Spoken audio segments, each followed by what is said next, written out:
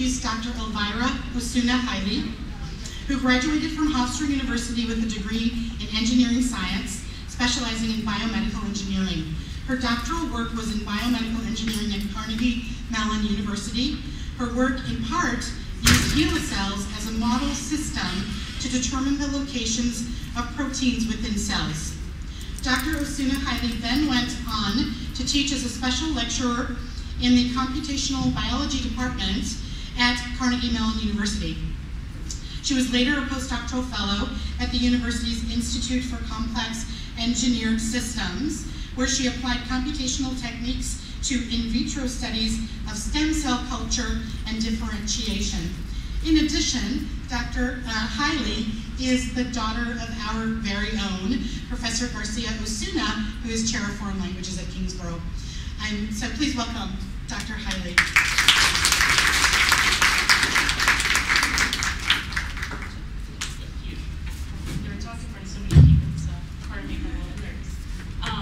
So I wanted to talk to you guys today about more of the science behind HeLa cells. We'll get into all that stuff. I'm going to assume that you guys know very little biology and very little of what HeLa is, and we'll start from there. So I tend to argue that she's actually the mother of modern medicine, because without her, pretty much all the stuff that we have now, that we go get treated for antibiotics and vaccines and that kind of stuff, we wouldn't have. So I'm going to give you a little bit of a basic biology background. So we're all, human beings, little individuals, and we're all made up of different organs. So, for example, in this case, I have a heart, and each one of these organs is made up of specific cells that are help the organ, that make the organ function. So, before Henrietta came along, people wanted to be able to grow cells outside of the body because they wanted to be able to test different medicines and test different techniques and that kind of stuff on cells and see what they would do to human cells. But they weren't able to be grown outside the body. Scientists tried for decades and decades and they couldn't get it to grow. So along came Henrietta, and her cells were taken from her. She was diagnosed with cervical cancer in 1951, I believe. She died in 1951. And her cells were taken from her in early 1951. And those cells grew. And it was kind of miraculous to everyone who was around, even the researchers, they couldn't believe that her cells were actually growing outside of her body. The way that they denoted people's different cultures was by taking the first two letters of their last name, first name and last name. And so her cells were known as HeLa. Grab that chair. We'll talk about it a little later on, but it caused a lot of confusion because people started calling her all sorts of other names that weren't hers. So her cells are grown everywhere. Like every lab that does cell culture has her cells in the lab. So just to talk a little bit about the kind of advances that have been made by using the cells that were taken from her tumor. There's advances in pretty much everything. This is not an exhaustive list by far. I just wanted to grab a couple of the more interesting stuff. But the flu vaccines that you guys all get, they were tested on HeLa cells to make sure that they were okay for people to be using. Cancer medication, radiation treatments, polio vaccine, all of this stuff has been tested on HeLa cells to make sure that they were safe and to see how cells would react to the different things tested here. So I'm only going to talk about two of these in a little bit more depth, just to give you an idea of the impact that she's had. So the first one I want to talk about is polio. And this is a picture of Jonas Salk. He developed the polio vaccine in 1954 at the University of Pittsburgh. And before he actually got this vaccine to work, 35,000 children a year got polio. And each one of these little men here represents 100 children that got polio. And that's a lot of kids getting polio, and it's a very debilitating disease, and it's really awful. So after he developed the vaccine, the kids started getting these vaccines, only 2,500 kids got polio. So it's the purple at the very top.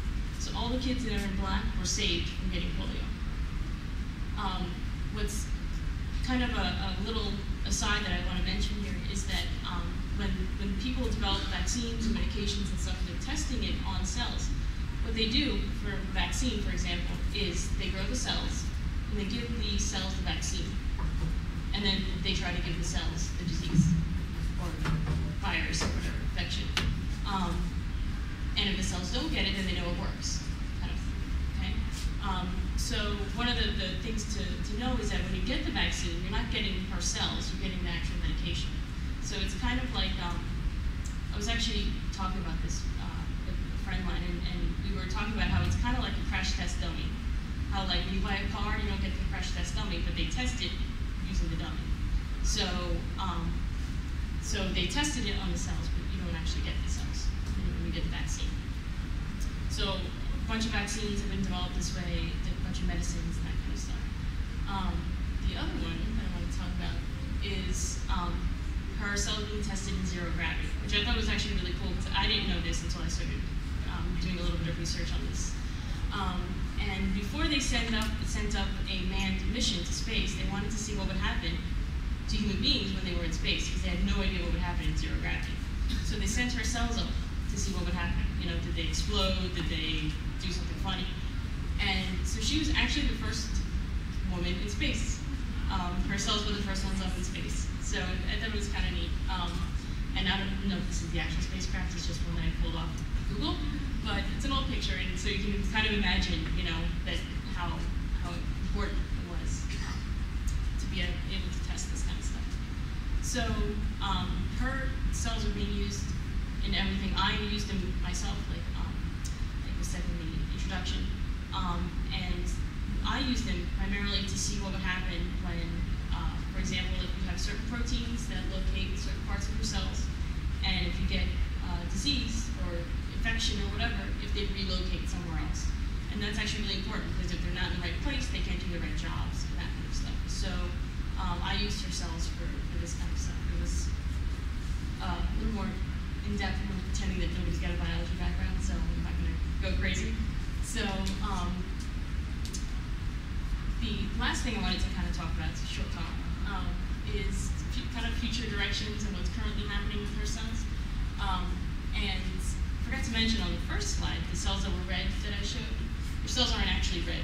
That's just a dye that they add to so you can see them.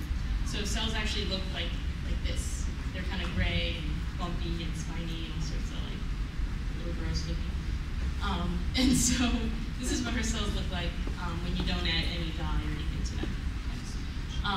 So like I said, her cells can be found in pretty much any lab that does cell work. It's such a easy cell line to grow and stuff like that people use it a lot for testing and for, in fact, when I was taught how to grow cells, that's the cells that I was given because they grow so easily that you couldn't possibly mess it up. So that's what they teach you on. So it's actually been in recent days, it's actually been started to come out to be much more of a big deal. But it's the lab weed, and it's found in 20% of culture. So you grow cells in a petri dish, and you might be growing cells that belong to a rat at some point or something, and you look, and it's got HeLa cells in it. Because they just kind of jump from one plate to the other, or they kind of get contaminated. And so you may not even want to grow them, but they're in there. So you have to find a way to get them out. So it's actually kind of a big deal now because you might have done an experiment and it seemed to have worked in a certain way, and it might have been the HeLa cells that were working and not the cells that you were trying to make. So this is actually, I've actually seen estimates that say that it's closer to 40%, which I don't know if I believe that, but I'm going to stick with 20%. Yeah, so. There's about 11,000 patents involving HeLa, and that's in the US. And there's, when I looked up yesterday, there's 74,000 journal publications and papers using HeLa cells. And that's from PubMed, which is a national kind of library for these things. So they don't take into account certain papers that are maybe written in like, Chinese or something like that. So there's probably actually a lot more papers that involve HeLa. So this is significant because this is the kind of stuff that like you're in the lab and something works and you write a paper. So it's like HeLa's been used for so many things. that there's a lot of publications on it. So her work also is being used in all sorts of stuff, even like AIDS research, and all sorts of stuff like Alzheimer's and that kind of stuff too.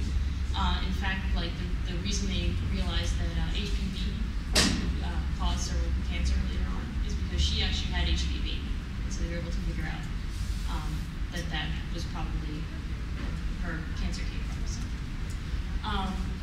with that, I'll stop there and I'll take any questions. Yes.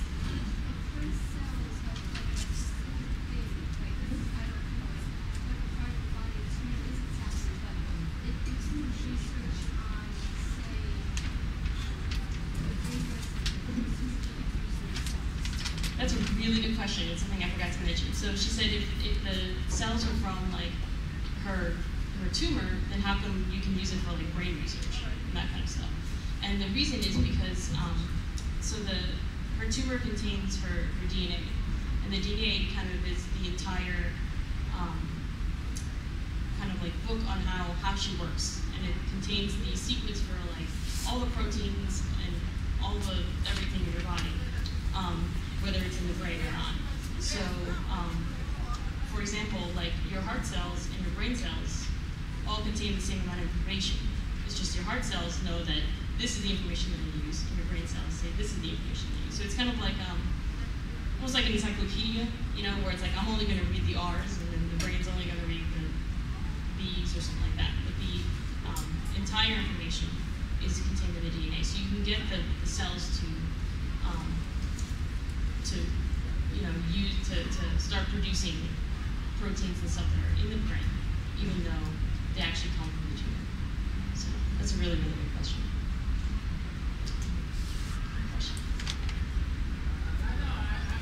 We'll do Q&A again at the end, so if you think of any other questions, write them down. Thank you.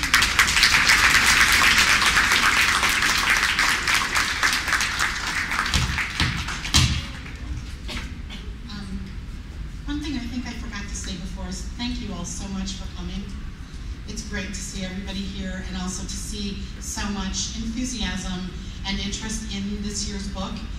Some of us knew and loved it from way back, but it's really good to see, so many students and other members of our community here this morning, so thank you so much.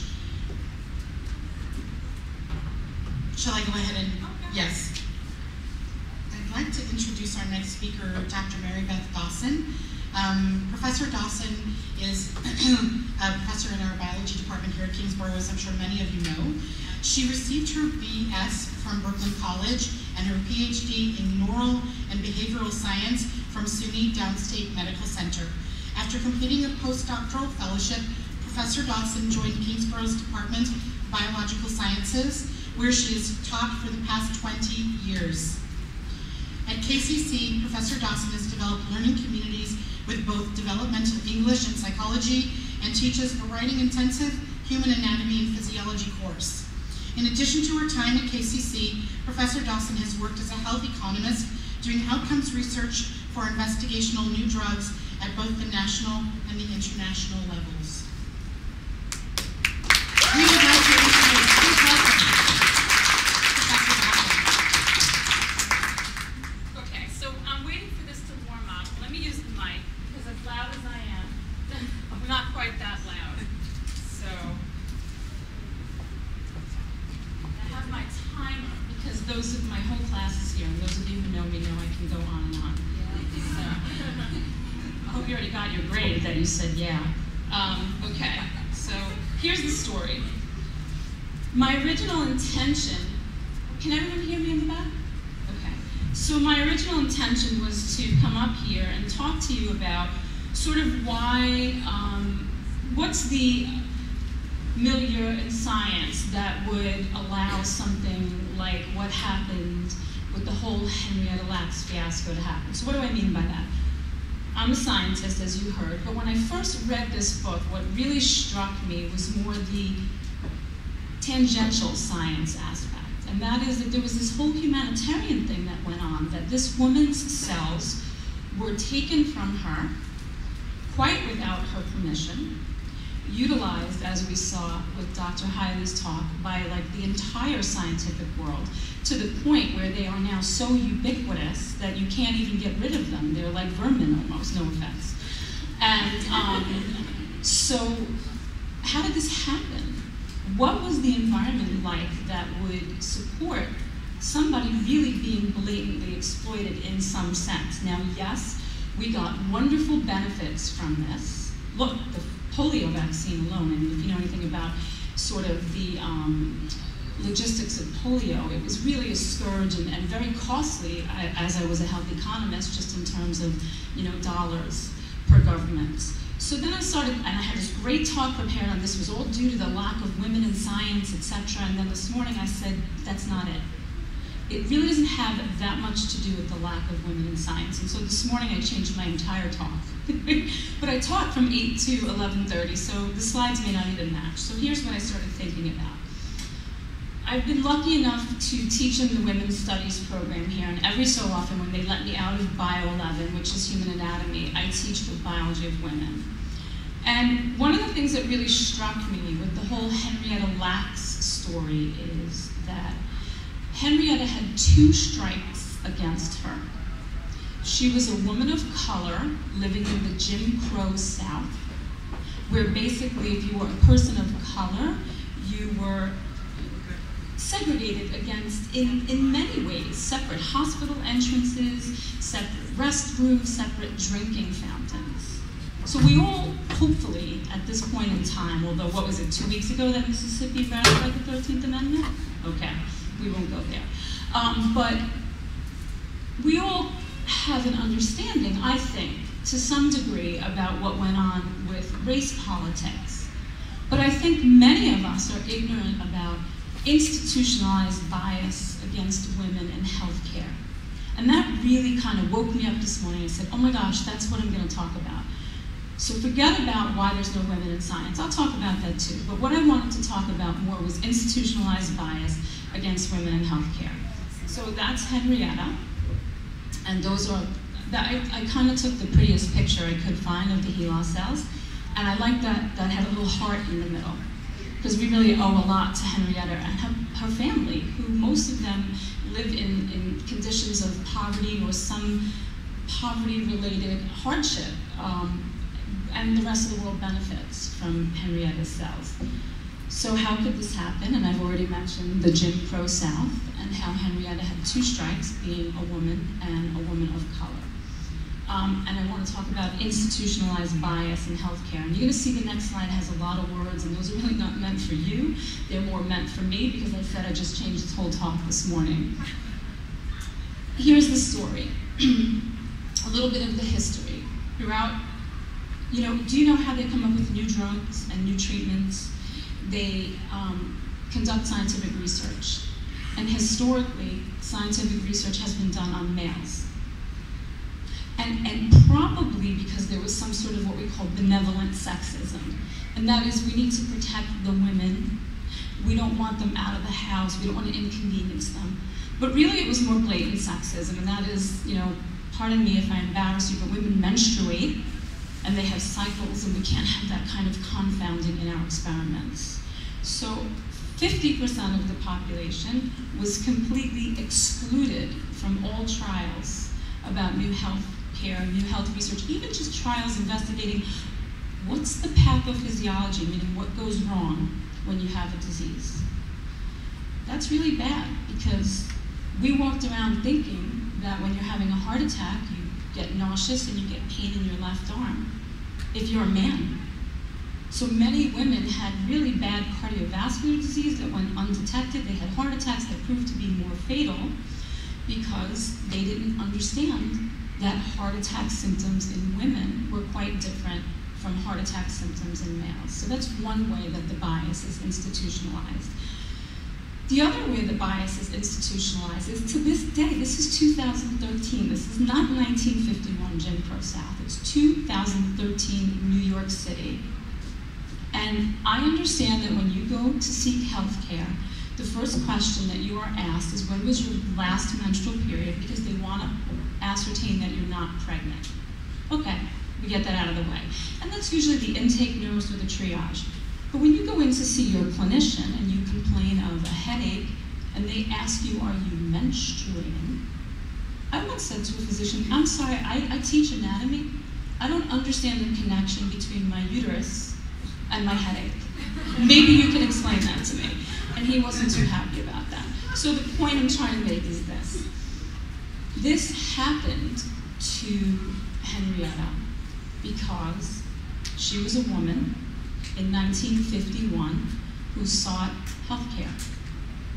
And she was a woman in 1951 who sought health care in what was then, and medicine not so much, but science absolutely, and still is, a male-dominated profession.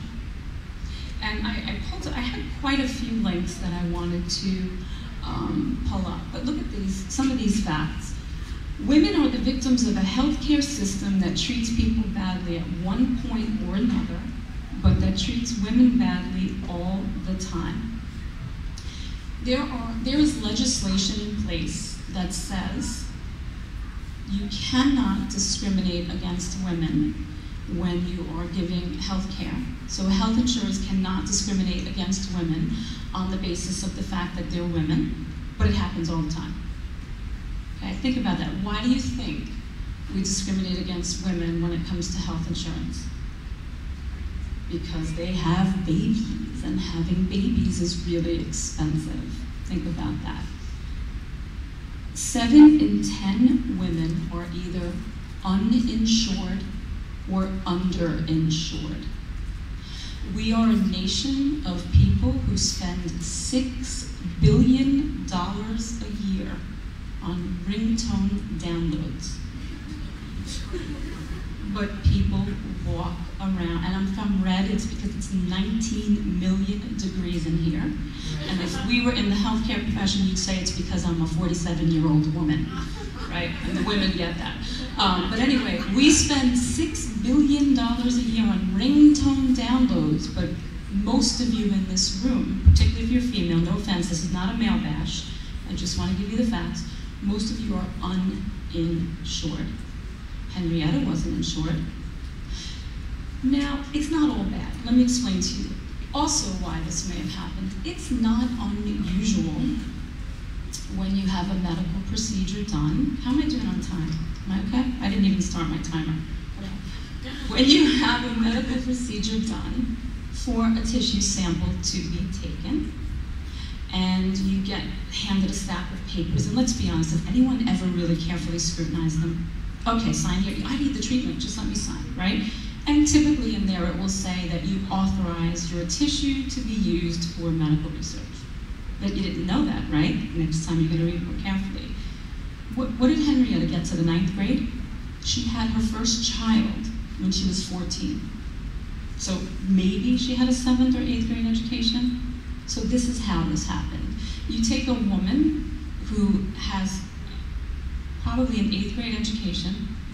I'm assuming there was some component of asking for consent, because they did ask her for consent if you read the book, completely unaware that her cells were going to be taken and used by the medical industry in this way. So you have to think about this, that this happened because of institutional bias in the healthcare system that existed then and that still existed. This is, anyone who wants this, you can get in touch with me. You can email me on the university email. I can send you this PowerPoint just so you can have these facts for yourself. Cultural biases, especially among older male physicians. The older the male physician is, typically, of course we don't want to make blanket statements because that makes us as guilty as the rest, that typically the older the clinician, the more bias that will be perpetrated against the female patient. I have all these things I wanted to pull up, but here's something I also, I did start my timer. Okay, so I'm almost out of time. Here we go. I wanted to point this out. So 1951. So here's a little glimpse at women in science in 1951.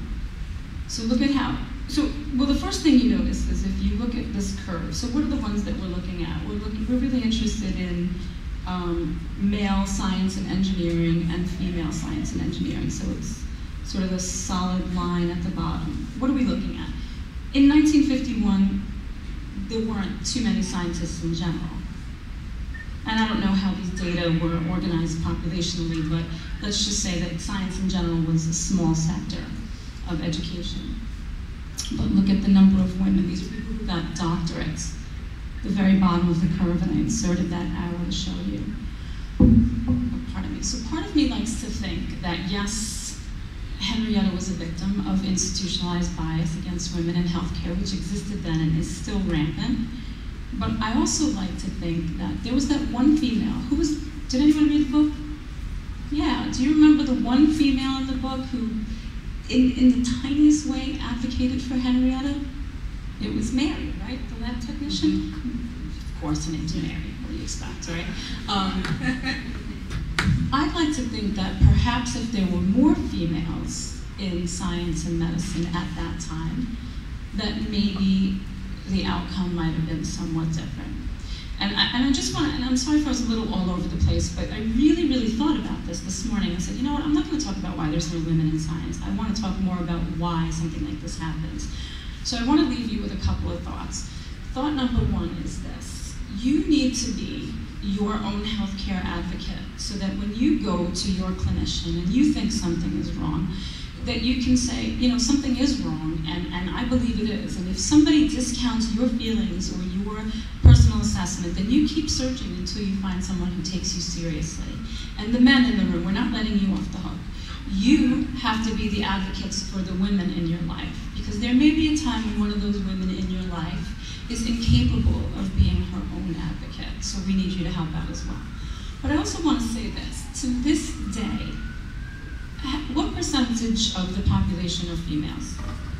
About 51%-ish, so 50. Half the population are females. How many women are in science at the PhD level? Want to guess at a percent? Very good, that's my student Annie. 24%, 24%. So we really have a long way to go. We don't want this to happen again. And I'm going to leave you, sorry Maureen, I'm getting No, yeah. Why are there no women in science? You're going to love this. You know why there's no women in science? Because there's no women in science. Because there are no good female role models. And here's an even deeper, darker secret. Just like there are stereotypes in healthcare, there are persistent, institutionalized stereotypes that exist in education. And those stereotypes are that boys are better at math and science than girls are. And ladies, we believe it. There's a whole body of research that suggests that we hold ourselves to a higher standard than we hold our male colleagues to in science. And that when female scientists are having a discussion with a male scientist, part of their brain is occupied with thinking that the male scientist is judging them on the merit of their work while they're trying to have a conversation about their work. That's a pretty big burden, right? So let's bring it back to Henrietta, because I digressed a little, but this is an important concept here. No matter how sophisticated we think we are still a nation with just starting socialized healthcare, where everybody gets healthcare. And no matter how sophisticated we are as a nation, we rank in the, 49th in science education, and even worse, that less than half of less than a quarter of the scientists out there are females. So could this happen today? Absolutely. The only difference is that we live in a much more litigious society. So Henrietta's family would have found out about this much sooner, sued Johns Hopkins, and everybody would have gotten money in the end. But I want to leave you with those thoughts, that there's still institutional bias against women in healthcare, and what can you do about that? And there's still not enough women in science. And if we don't have enough women in in science, we're not going to get enough women in science. And so what are you going to do about that? So let's make sure that we don't have another Henrietta on our hands. Okay, thank you.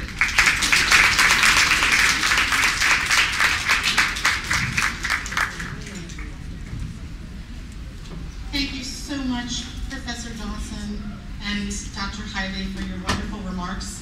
Now we're going to hear from Dr. Mariam Ben-Daoud, who completed a dental degree and worked for 4 years as a dentist in Algeria before coming to the US 16 years ago. She then received a BS from New Jersey City University and a PhD in biomedical sciences from the University of Medicine and Dentistry in New Jersey. The focus of Dr. Ben-Daoud's research is the discovery and characterization of new anti-biofilm compounds. She taught for 2 years at Hudson County Community College before joining Kingsborough's Department of Biological Sciences last semester. Please welcome Dr. Ben-Daoud.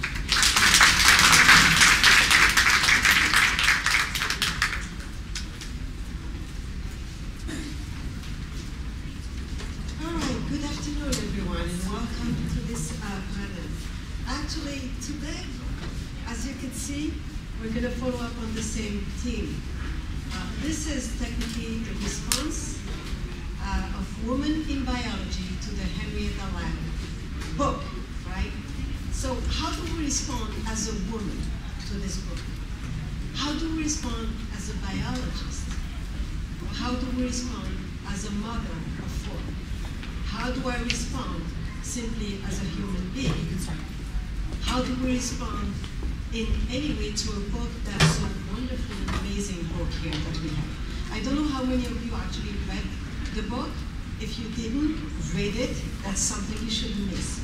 So I would like first to start with one quotation that I found, and I really think it summarizes everything here. How to react to this. This is in the New York Times magazine, February 1st of 2010.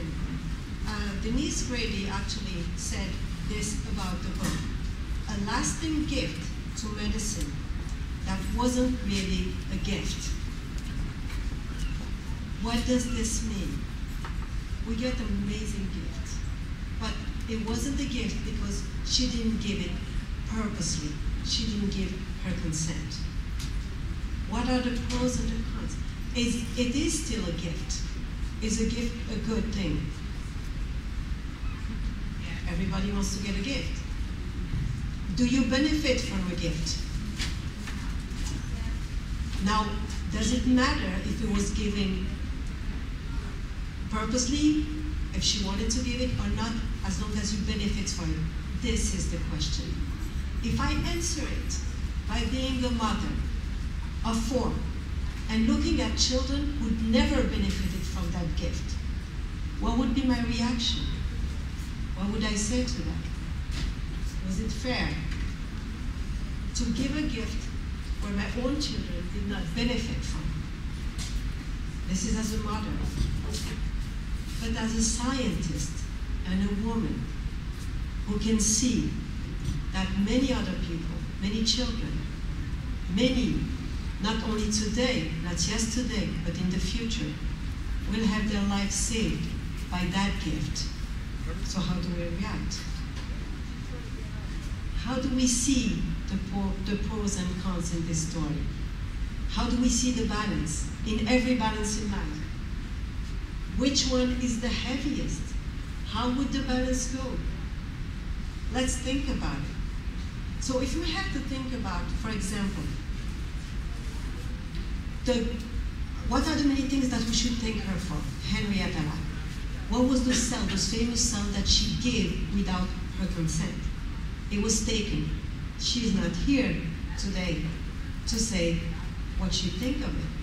But if she was here today, and if she saw everything that was actually, everything that happened, everything that those cells have done to the human race in general, what do you think she would say? Would she give her consent today? Would you give your consent today if something like that happened to you? Let me know. Yes. Guys are answering. That's a good one. Ladies, I want to hear you. Say more. Ladies, what would you say today if you knew after everything that happened that somebody took your cell without your consent, but you saved millions of lives? What would you say? You're welcome. Thank you. So the whole story here is not only that she gave a gift, but thanks to the book, because the book is not only here to tell us the story. Now we know what happened, but it's here to make a woman of color, a famous woman. Now she's famous. Was she famous before? No. Her memory is a lasting, famous event for everyone, for her own children. Are they proud of her today? Even though they didn't get any penny out of it. Now they start getting the recognition. But are they proud of their mother? They are. Maybe their children are saved by her. And she gets recognition thanks to the book. Maybe if this book wasn't here, she will never be recognized. A woman of black color became so famous just by giving to some, even if it was without her consent. Is it worth giving? A gift without your consent. It's not really a gift. We go back to the story. So there is another quotation here that I have, and I thought it was a very appropriate one when you think about it. This quotation came from an author of American nonfiction book. Her name is Melissa Fay Green, and she said about the book, what if one of the great American women of modern science and medicine, whose contribution underlay historic discoveries in genetics, the treatment and prevention of disease, reproduction, and the unraveling of the human genome, was actually a self-effacing African-American tobacco farmer from the deep south? What if it is the case? She became famous, and any woman who became famous. This is not just the story of how women are not mistreated. I think it's also a story of hope, that no matter how the bias, we can make a difference.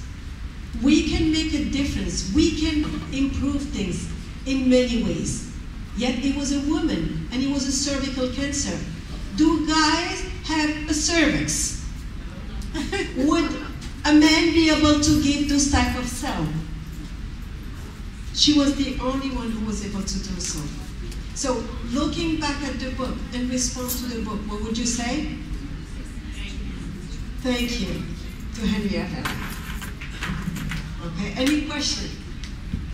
Any questions for any of the panelists? I don't know if you guys want to come together, or any questions for any of the speakers? Susan?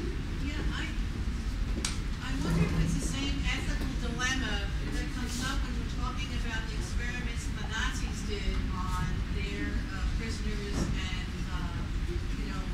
during the Holocaust, because we have the same issue. Do we take the findings from those experiments on those people and use those findings, even though they were done under those horrific, circumstances?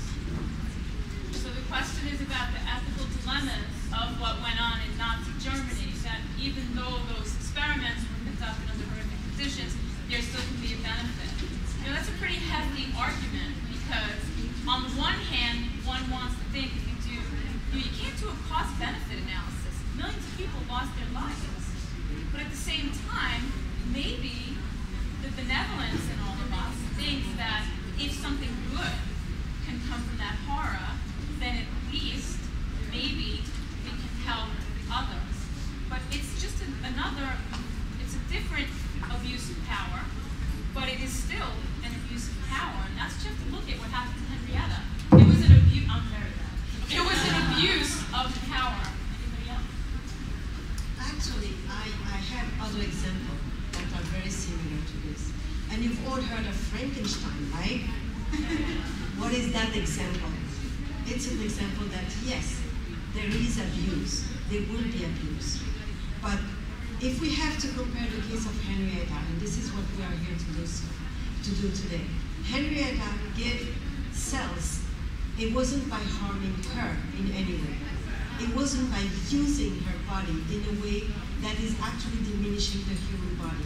It was still giving respect to that human body. And I think that makes a big difference with what happened with the Nazi. That was, I think it would take away a little bit of the positive of science, because science should still always respect a human body. Anything that can be taken, it's the same as research.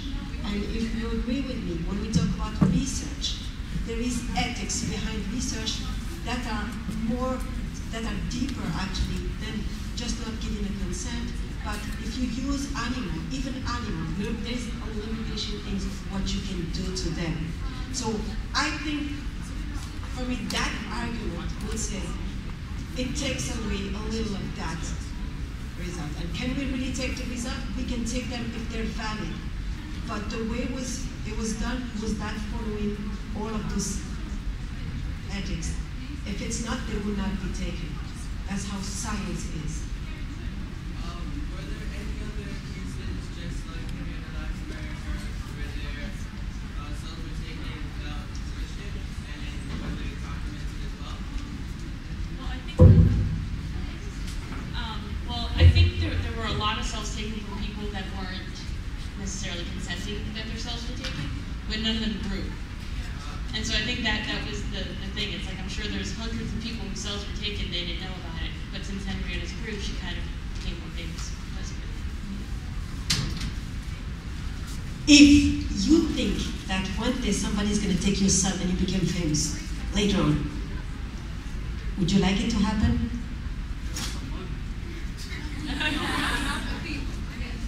For money. Let me hear other response. Okay, but what is profit? It's how you define profit. A profit is what you gain for something. And if you gain a reward, like for example, when I'm teaching biology, and I see my student understanding, is that a profit? Is that a reward that I'm getting? Yes. Yes? Everybody agree with me? One more minute because we're over time. Money is not always the best reward. It's not the lasting reward.